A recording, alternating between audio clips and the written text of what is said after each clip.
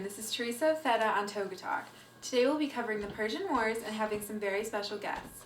The Persian Wars were a defining moment in Greek history. Between 560 to 500 BC, Persia had the largest empire under the rule of Cyrus the Great. In 521 BC, a rebellion broke out in Persia, causing a civil war. Under the rule of Cyrus's son, Darius I, all resistance was crushed. The Ionians still did not want to be under Persian rule, so they began a revolt in 499 BC. With the aid of the Athenians, the Ionians were successful in the revolt, but eventually had a defeat at sea. The Ionians were subdued, and Darius decided to punish Athens. In 492 BC, the Persians made an expedition to Athens, but turned back due to a storm which destroyed their ships. Darius, not seeing failure as an option, led a second expedition against Athens. We have uncovered footage of the Battle of Marathon to share with you today.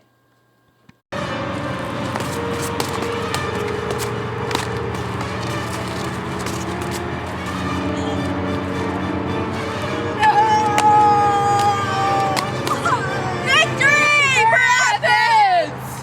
And we'll be back right after these few messages.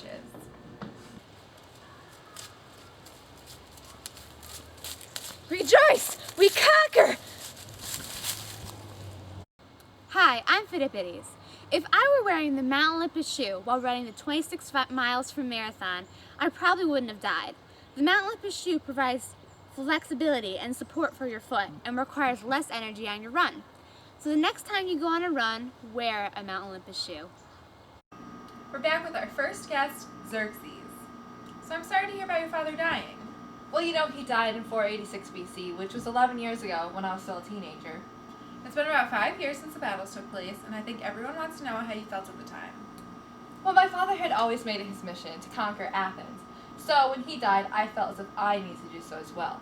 So I gathered 300,000 soldiers and 700 warships and made my way to Athens. However, many of the city-states had not surrendered, 31 of those, of course. Sparta and Athens were included. They gathered a very small army and made their way to Thermopylae. How did you feel when your army was being defeated by only 300 soldiers? Well, there were several days of battle when I was really reconsidering surrendering. But then a traitor, Achilles, showed me a goat pass to get behind the Spartan army. So what really happened at the Battle of Thermopylae? Well, I can show you. I, King Leonidas, stand before you today at the Battle of Thermopylae. We may only be 300, but we have courage and honor.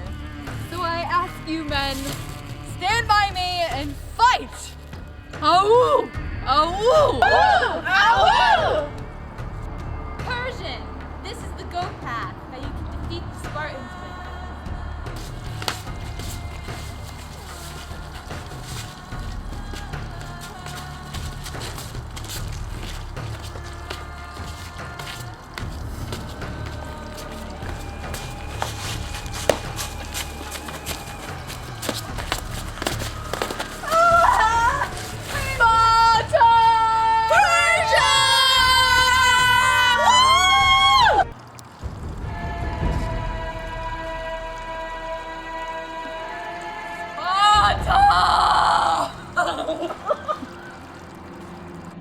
And now this message from our sponsor.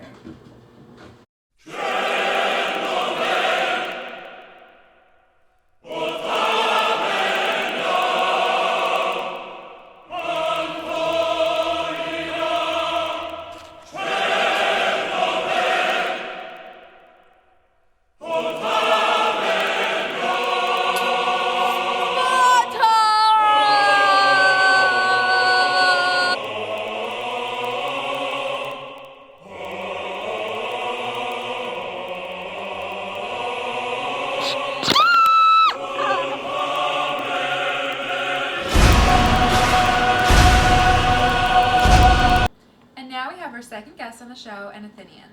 It's nice to have you on the show. It's a pleasure to be here. Well, Xerxes was just here talking about the Battle of Thermopylae, and after talking with the audience, we decided we all wanted to know why you left the Spartans to defend.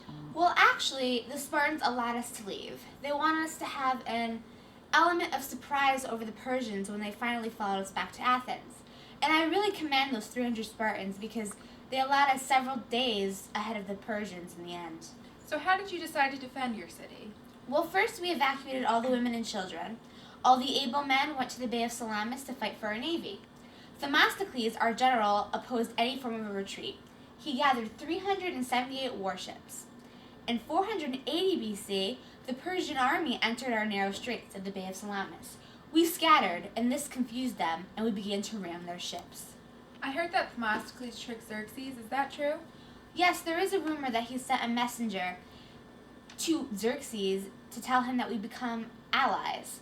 But when the Persians entered the bay, we turned on them. And now we have a reenactment of the Battle of Salamis.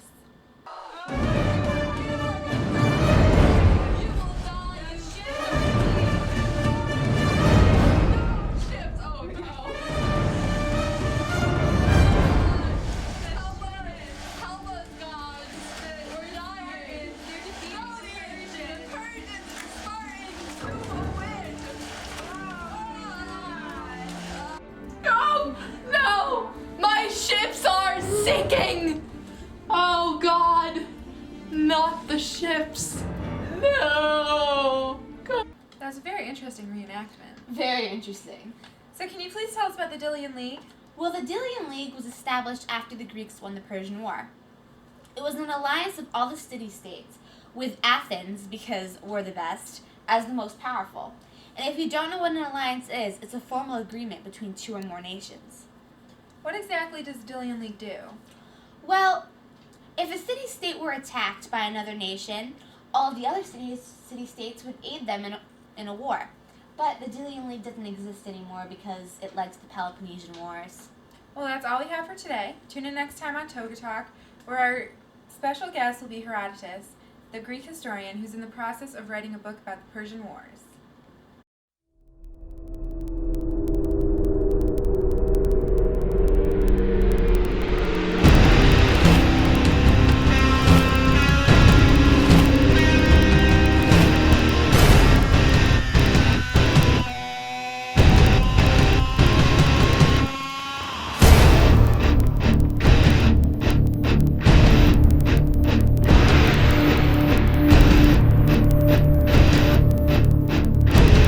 Oh God!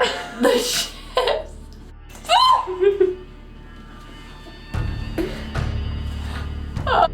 Oh God! Not a steamer. Oh God! The ships! Persia! Persia! What's happening?